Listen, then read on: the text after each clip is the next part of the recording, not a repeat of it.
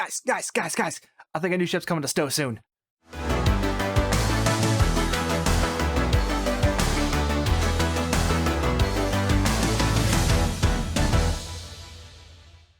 A new ship coming to Star Trek Online? I know, not exactly the most shocking news in the world.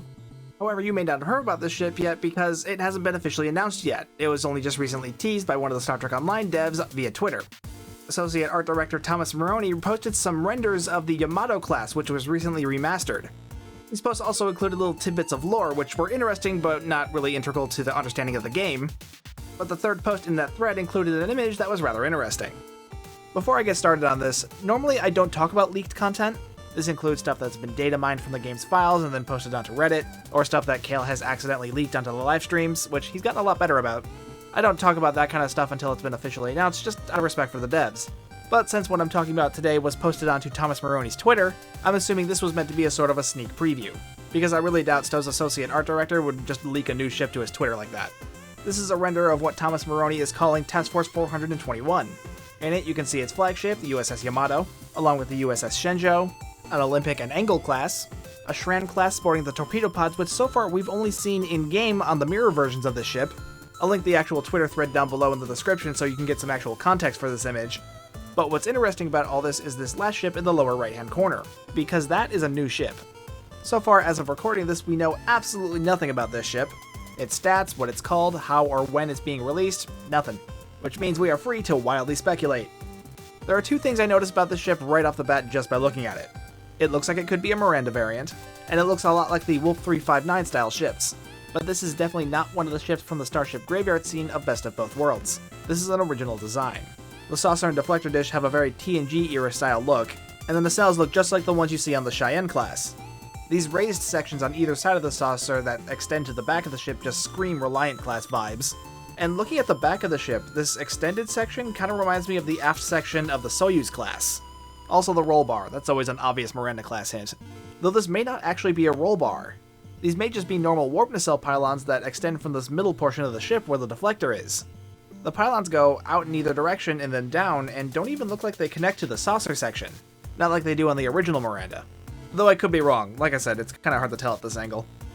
Another interesting thing about this ship is that these forward glowing sections appear to be shuttle bays.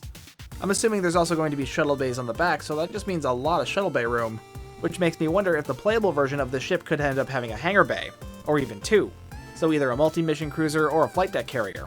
Of course, we already have two versions of the Miranda that are both multi-mission cruisers, the Clark and the Legendary Miranda. There's something else interesting about these pylons, and that's that they have a gap in them. This is something we've seen quite a bit of in the more recent Star Trek shows. The Constitution class, as it appears in Star Trek Discovery and Strange New Worlds, is a perfect example, but it's really not something we saw in the Next Generation era. But it does remind me of one ship in particular, the Shikar class. This is another variant of the Miranda, which is an old Stowe original. And when I say old, I mean this is one of the ships that hasn't been touched since launch. But if you look at the pylons on the Shikar, they kind of extend out in a similar direction like this new ship. The Shikar also has an extended back end, kind of like the new ship. And if you look at these raised sections on the front end of the saucer, those are in a very similar spot to those forward shuttle bays on the new ship. So I'm kind of wondering if the Shikar is finally getting a remaster, because I know this is something Thomas has wanted to do for a while now. The Miranda is literally the first ship you get in the game, and higher tier versions of it have many different skin options, all of which are up to date for the game's modern standards, except this one. If this new ship is a revamp of the Shikar, like I think it is, that's actually kind of interesting. Stowe still has a number of ship models that haven't been touched since day one, but I believe this is the first one that isn't a canon ship to finally get a revamp. It makes me wonder if any other old Cryptic originals might be getting revamps as well, like some of the old Constitution or Galaxy skins. I won't hold my breath for it, but I can dream. Regardless, this is a cool looking ship, and I look forward to seeing it in game, whenever that may be. So yeah, that's the new ship.